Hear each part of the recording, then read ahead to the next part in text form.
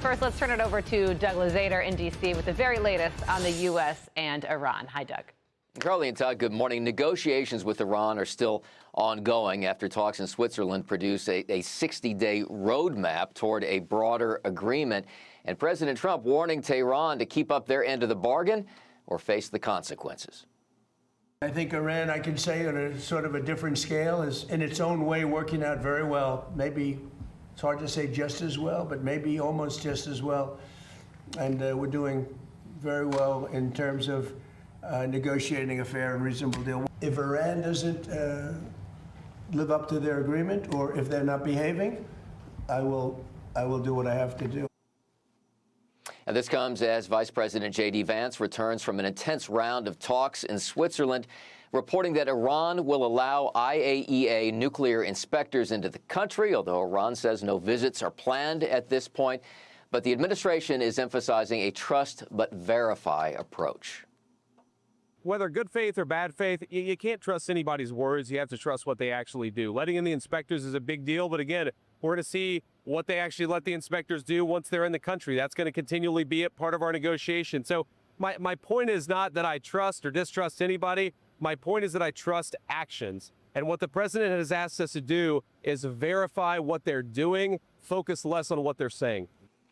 And elsewhere in the Middle East, Israel is remaining steadfast in its actions in Lebanon, with Prime Minister Benjamin Netanyahu saying that Israeli forces will stay in the region. Quote, the IDF will continue to act with determination in order to neutralize threats against our soldiers and our citizens, demolish terrorist infrastructure, and maintain the security zone in southern Lebanon. Now, President Trump says he is reviewing that situation. He told reporters, I get problems solved real fast, including with Bibi.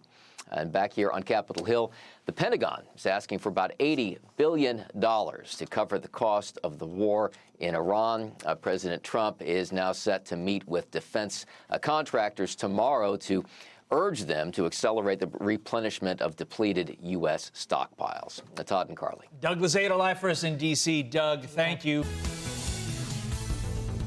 Today, Secretary of State Marco Rubio gearing up to meet with Gulf allies as the U.S. works to finalize the deal with Iran. Over the next several days, he is expected to meet with leaders from the UAE, Kuwait, and Bahrain. And while in Bahrain, Rubio will also meet with the Gulf Cooperation Council, which includes leaders from Saudi Arabia and Qatar.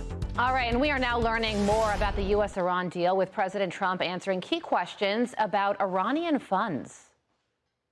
Can you ensure that the Iranians won't use profits from oil sales to rebuild their military? Well, they're not supposed to be doing that, so we'll see. But they're supposed to use money to buy food for their people, because right now their people are very hungry, and they're buying it exclusively from us. Corn, soybeans. Should be a lot of money. I hope it's a lot of money. As part of the framework for the deal, the Treasury Secretary also authorizing Iranian oil sales through August. This all following an intense round of talks in Switzerland, where Vice President Vance says great progress was made with negotiators. National security and policy analyst for the Heritage Foundation, Andrew Harding, joins me now. Andrew, thank you so much for being here. A lot happened yesterday when it comes to Iranian assets, and one of the major things is the Treasury Department waiving sanctions on Iranian oil. A lot of opinions coming in on this. What's yours? Well, good morning, Carly. I think this is a sign that the vice president was able to deliver good progress in his discussions in Switzerland with his Iranian counterparts. I think we saw some progress on the nuclear question, ensuring that we'll see International Atomic Energy Agency inspectors come into the country and ensure that Iran's actions and words can be verified on its nuclear program.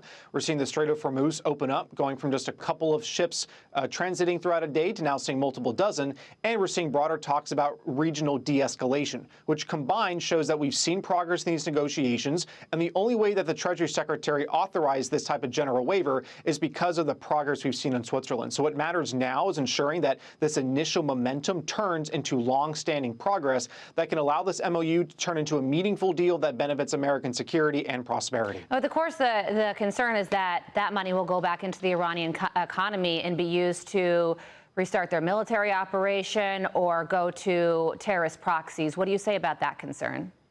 I think it's an important concern, and it's why this administration, the vice president has made clear, a core theme of these negotiations is all about verification, to ensure that anything that Iran agrees to, and the United States agrees to as well, is going to be done on terms of the United States. It's why the president made clear that any type of assets that the Iranians may gain as part of this deal should not be going to its military, but rather be going to, say, the Iranian people. And in particular, if they're going to purchase, say, American agricultural products, that's on the one hand very good for American farmers and shows that the president is looking at ways to benefit the American people in these negotiations.